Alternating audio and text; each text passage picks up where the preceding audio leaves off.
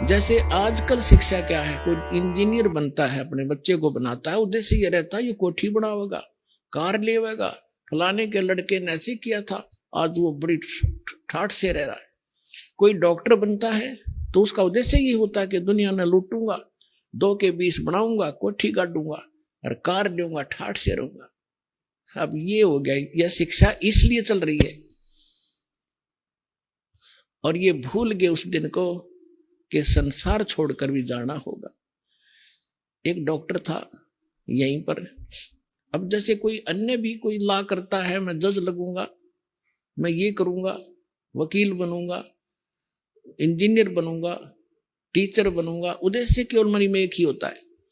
लेकिन परमात्मा हमें याद दिलाना चाहते हैं कि जिस लोक में आप रह रहे हो, इसमें आप रावण जितना धन इकट्ठा नहीं कर सकते।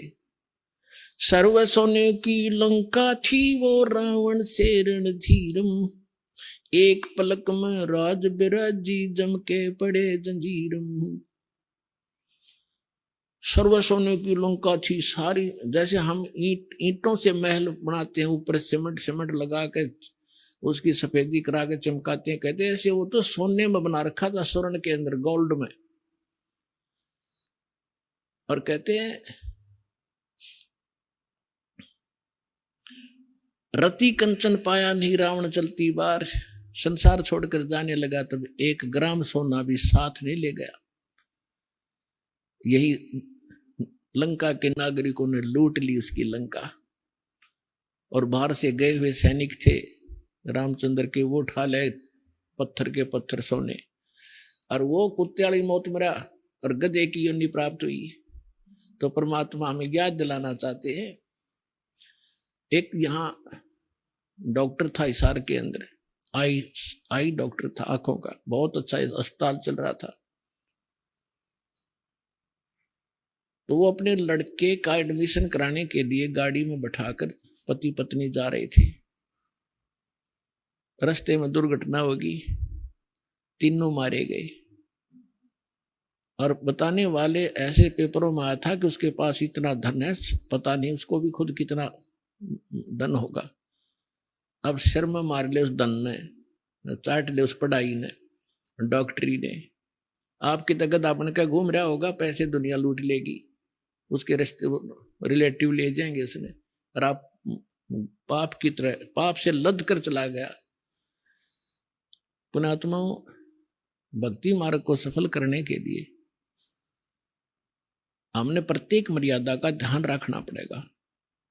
आपको इनके गुण अवगुण बताए जाते हैं ताकि आप अपनी इस भक्ति को सफल कर सके, मार ना खा जाए।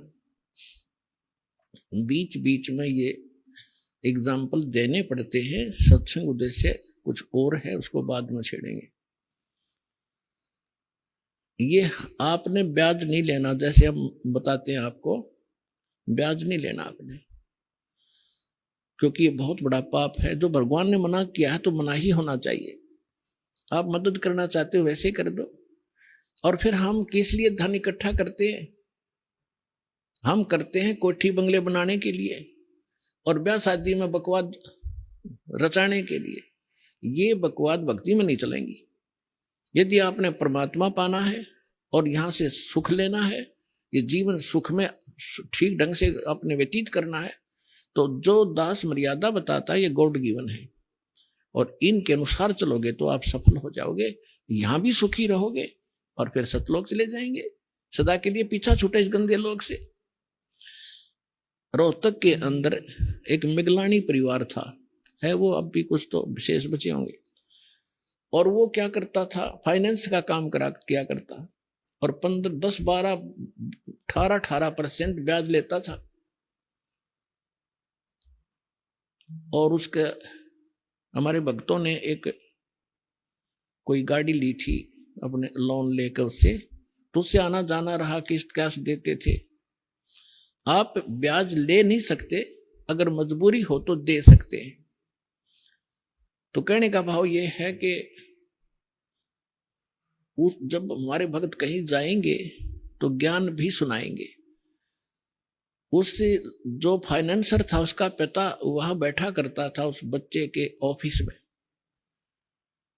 उस पिताजी से ज्यादा संपर्क रहता था उन भक्तों का जाना आना। उनसे समझाया करते थे कि आप भक्ति करो, हमारे गुरुदेव के पास यथार्थ भक्ति है, आप ऐसे ऐसे ज्ञान सुनाते थे।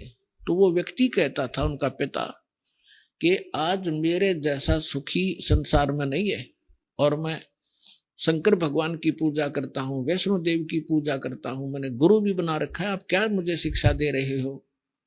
एक लड़का तो फाइनेंसर है, महीने की लाख रुपए की कमाई है इसकी। एक बेटा मेरा जज है, उसकी पत्नी भी जज है, अब मुझे क्या शिक्षा देते हो तुम।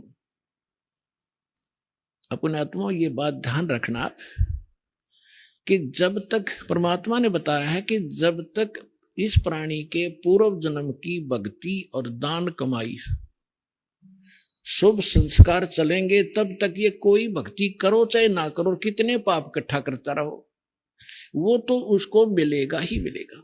और वो गलती से ये सोच बैठता है कि मैं जो भक्ति साधना कर रहा हूं इससे मुझे ये लाभ हो रहा है।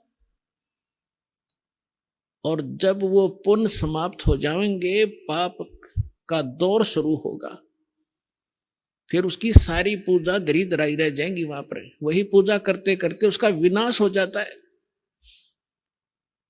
तो वो उस भक्ति से उसको कोई लाभ नहीं था। अगर उस भक्ति से होता तो आगे भी बचाव होता।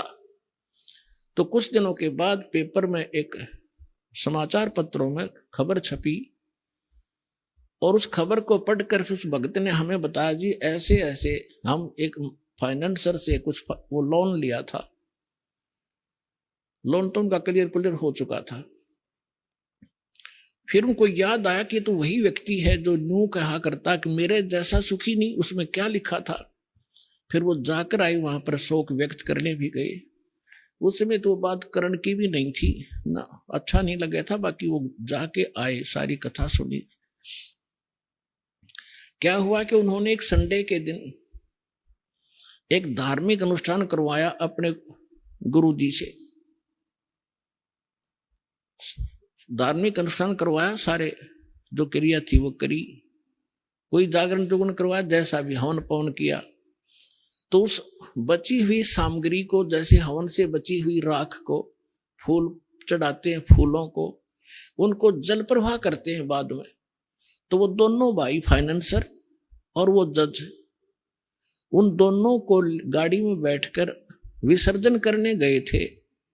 एक रोहतक से झज्जर रोड के ऊपर, झज्जर साइड में, रोहतक साइड, दिल्ली साइड में एक जवाहरलाल नेहरू कैनाल है, पक्की नहर है, बहुत चौड़ी, और उसमें पानी जब चलता है तो फुल बहुत बह के चलती है। साथ में ड्राइवर था। उन्होंने जो लिफाफा ले रखा था फूल फाल, वो जाकर के ऐसे पानी में डालना चाहा, किनारे खड़ा होकर के। वो कुछ पटरी टेढ़ी थी उसकी, ऐसी स्लोप में, वो ऐसे गिर गई।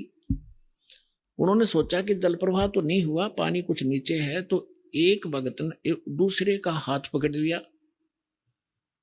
जज खड़ा रहा, उसका जो फाइनेंसर भाई था वो उसको अपना हाथ पकड़ा कर उसको, और नीचे को होकर ऐसे जल प्रवाह करने लगा पटड़ी पर पड़ी हुई स्लोप के अंदर उस सामग्री को।